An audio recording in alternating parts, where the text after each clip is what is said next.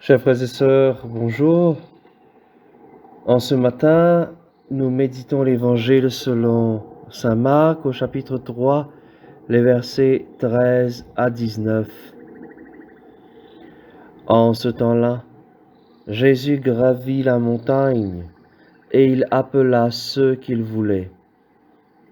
Ils vinrent auprès de lui et il en institua 12 pour qu'ils soient avec lui et pour les envoyer proclamer la bonne nouvelle avec le pouvoir d'expulser les démons. Donc il établit les 12. Pierre, c'est le nom qu'il donna à Simon, Jacques, fils de Zébédée, et Jean, le frère de Jacques.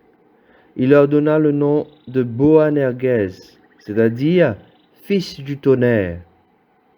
André, Philippe, Barthélemy, Matthieu, Thomas, Jacques, fils d'Alphée, Thaddée, Simon le Zélote et Judas Iscariote, celui-là même qui le livra. Acclamons la parole de Dieu. Chers amis, l'Évangile nous présente ce matin l'appel des 12 disciples. Nous pouvons facilement repérer quelques références à l'Ancien Testament pour bien montrer que l'histoire de notre salut est une histoire continue. Jésus est bien l'accomplissement de toutes les Écritures.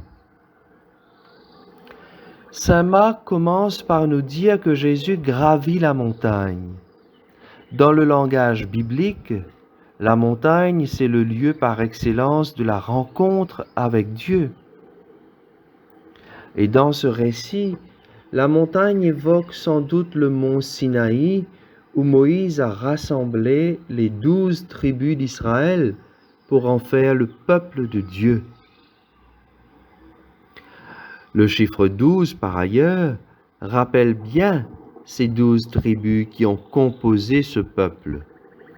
Et donc Jésus choisit 12 apôtres comme pour montrer qu'il veut donner naissance au nouveau peuple de Dieu. Ce ne sera plus simplement les 12 tribus d'Israël, mais 12, comme nous obtenons ce chiffre avec une multiplication simple de 3 par 4, 3 symbolisant la Trinité et 4 les 4 points cardinaux, nord, sud, est et ouest. Quand nous multiplions la Trinité par les 4 points cardinaux, cela nous donne le chiffre 12. C'est pour nous dire, frères et sœurs, que désormais, ce n'est plus simplement au peuple d'Israël que Dieu s'adresse, mais à l'humanité entière. Jésus vient pour toute l'humanité. Encore une fois, Dieu montre qu'il n'a pas oublié son alliance avec Abraham. Jésus appela ceux qu'il voulait. Oui, il n'y a aucun mérite de la part des appelés. Ils ne sont pas appelés parce qu'ils sont les meilleurs, les plus intelligents, les plus forts. Non, l'Évangile est clair. Dieu appelle qui il veut, selon sa volonté. C'est lui qui choisit qui il veut à son service. Et tout de suite après, l'Évangile nous précise la mission des 12 en disant « Il appela ceux qu'il voulait pour qu'ils soient avec lui et pour les envoyer prêcher. D'abord, pour qu'ils soient avec lui. » En d'autres mots, Jésus choisit les 12 pour former une communauté autour de lui. Frères et sœurs, le premier appel que le Seigneur nous lance à chacun de nous, la première mission qu'il nous confie, c'est d'être avec lui. Il nous appelle tous en premier lieu pour faire communauté avec lui. Aujourd'hui, la manière d'être avec Jésus, c'est à travers la prière et les sacrements qui renforcent notre relation personnelle avec Dieu. Toutes les œuvres, toutes les autres activités que nous serons appelés à accomplir découleront de notre relation d'intimité avec Dieu.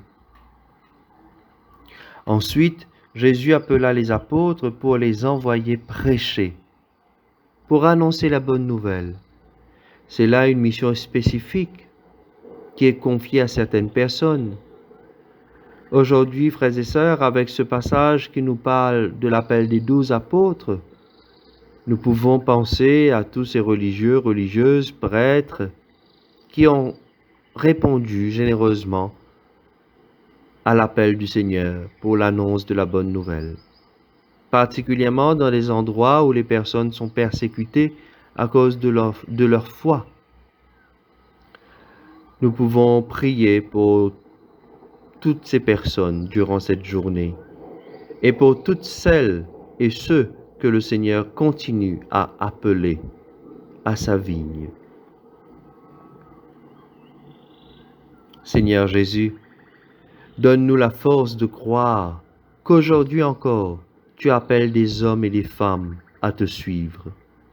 Donne-nous la force d'interpeller et d'accueillir ceux et celles que tu appelles. Suscite en nous une charité assez grande pour les accompagner dans leur démarche. Donne-nous la patience et le désir constant de soutenir et d'accompagner ceux qui exercent déjà un ministère au service de l'annonce de la bonne nouvelle. Amen. Je vous souhaite à vous tous un excellent week-end.